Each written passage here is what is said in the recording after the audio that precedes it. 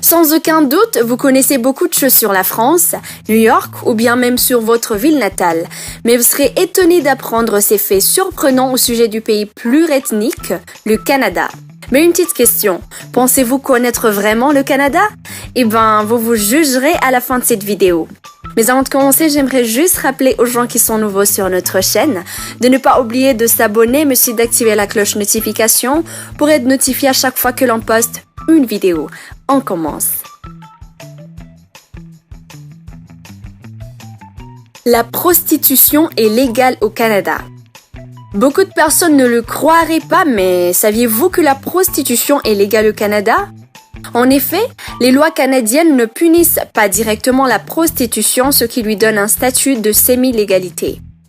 La jurisprudence définit la prostitution comme étant une offre de services sexuels, s'adressant à un nombre indéterminé de personnes en échange d'une forme quelconque de rémunération, argent, bien, avantage quelconque, et c'est de ce fait que les Canadiens ont leur propre perception de ce qui est légal et illégal, et voici comment. Le fait d'avoir une relation sexuelle entre adultes consentant en échange d'une rémunération n'est pas et n'a jamais été illégal au Canada. En fait, l'acte comme tel n'a rien d'illégal. Ce qui est punissable, c'est ce qui l'entoure.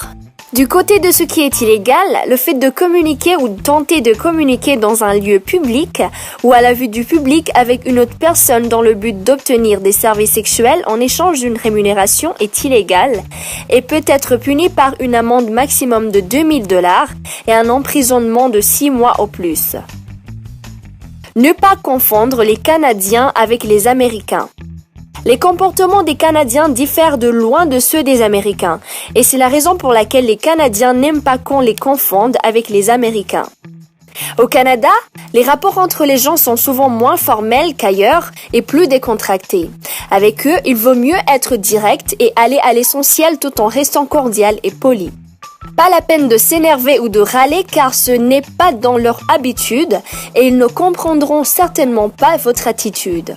D'ailleurs, ces derniers ont horreur des situations conflictuelles et sont prêts à tous les subterfuges pour éviter une quelconque confrontation.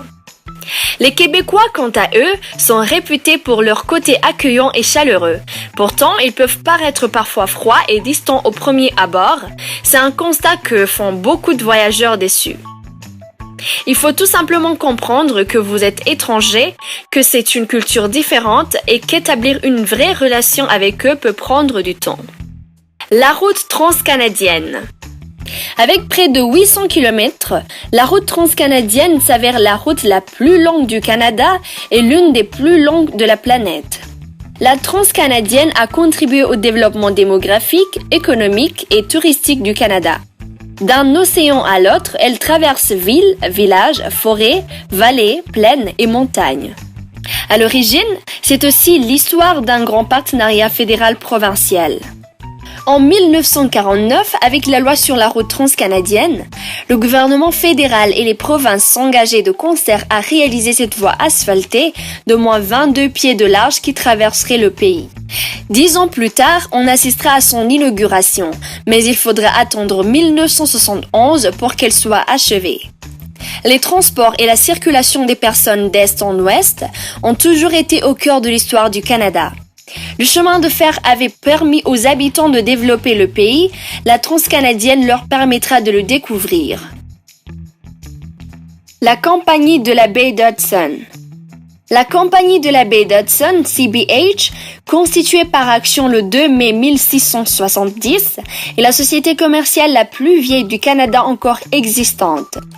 Pendant la plus grande partie de son histoire, la CBH est une entreprise de commerce des fourrures, un passé étroitement lié à la colonisation de l'Amérique du Nord britannique et au développement du Canada. L'entreprise possède et exploite des boutiques et magasins au Canada, aux États-Unis, en Belgique, aux Pays-Bas et en Allemagne. D'abord basée à Londres, en Angleterre, CBH a aujourd'hui son siège social à Brampton, en Ontario. En 2017, CBH enregistre des revenus de 14,34 milliards de dollars et possède des actifs évalués à 12,2 milliards de dollars. À la bourse de Toronto, l'entreprise publique est listée sous le sigle HBC.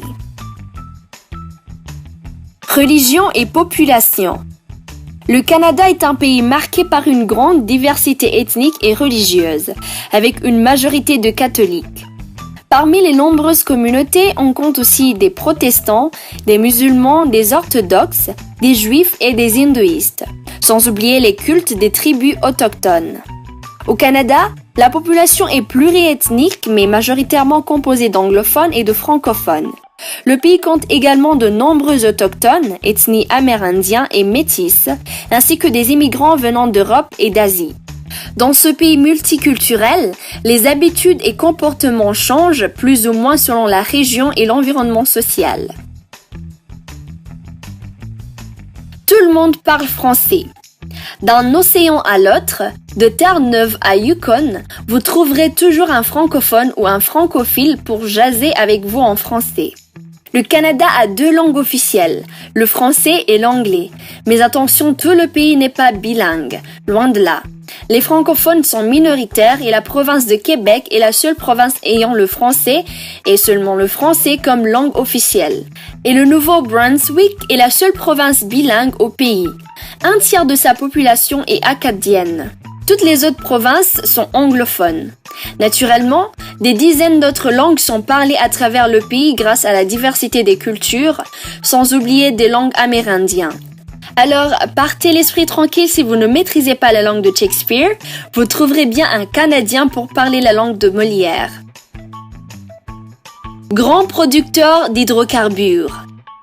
Le Canada est reconnu comme un pays chef de file en matière d'exploitation minière, avec un secteur minier national fort et une présence importante dans le monde.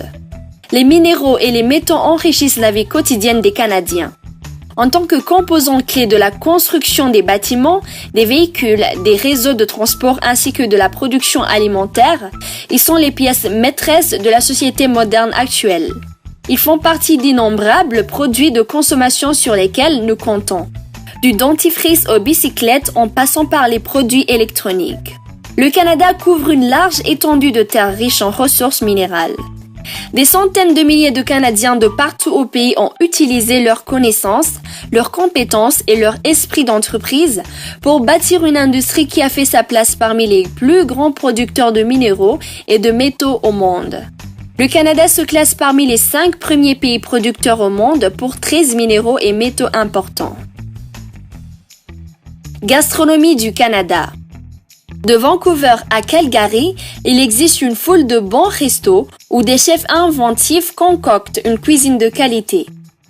Les techniques françaises ou européennes y rencontrent le meilleur des produits locaux et des influences des diverses communautés immigrées. C'est la cuisine fusion ou dans une version plus édulcorée, cuisine Pacific Northwest. En effet, elle mêle les produits du terroir au savoir-faire méditerranéen et asiatique.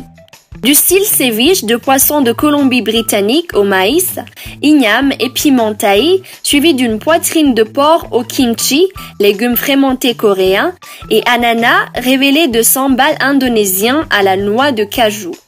La tendance est aux produits bio et locaux. Le mouvement locavore privilégiant les aliments produits dans une zone géographique limitée, quand ce n'est pas le resto qui cultive ses propres légumes ou plantes aromatiques dans sa micro-ferme. Pour le reste, la cuisine de l'Ouest canadien est très semblable à celle des États-Unis, avec sa bouffe industrielle, multiplication des chaînes, etc. et ses bons côtés, notamment une offre végétarienne, végan et sans gluten. Nation plus scolarisée au monde. Le pourcentage d'adultes canadiens ayant un diplôme d'études postsecondaires a augmenté de plus de 40% depuis 2000, reflétant ainsi la valeur croissante que les Canadiens accordent au niveau de scolarité postsecondaire et supérieure. Les Canadiens valorisent l'éducation et le gouvernement d'Ontario soutient l'amélioration de ses collèges et ses universités. Le Times Higher Education a classé 9 universités canadiennes parmi les 200 meilleures universités au monde en anglais seulement.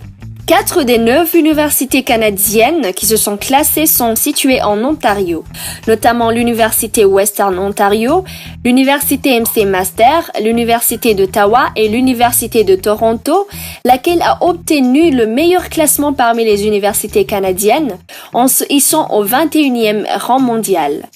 C'est la raison pour laquelle plus de 116 000 étudiants étrangers se rendent à Ontario chaque année. Festival canadien des tulipes. Le Festival des tulipes, c'est tout d'abord une belle histoire. En 1945, la famille royale des Pays-Bas offre 100 000 bulbes de tulipes à Ottawa pour remercier le Canada de l'aide apportée pendant la Seconde Guerre mondiale. Un symbole de paix et d'amitié entre les deux peuples que la capitale fédérale du Canada a adopté comme fleur officielle. Depuis 1953, au printemps, Ottawa célèbre la tulipe qui fleurit abondamment les rues de la ville. Pas moins d'1 million de tulipes de 50 variétés différentes apportent en effet leur touche de couleur printanienne à la capitale du Canada. Un superbe spectacle qui attire des centaines de milliers de visiteurs venus pour admirer les tapis multicolores, notamment au parc Majors Hill sur les berges du Canada Rideau et du lac d'eau ainsi qu'au parc des commissaires et à Lansdowne où est tiré un superbe feu d'artifice. Car le festival ne se réduit pas à ses fleurs, si belles soient-elles. Partout en ville, des animations pour petits et grands, des expositions et des spectacles illustrent la diversité de la communauté de la capitale nationale. Un événement où botanique et culture se marient à merveille. Et voilà les amis, c'est la fin de notre vidéo. J'espère bien qu'elle vous a plu et qu'elle vous a appris beaucoup de choses. Si oui, n'oubliez pas de liker notre vidéo, mais aussi de nous laisser un commentaire. À très bientôt.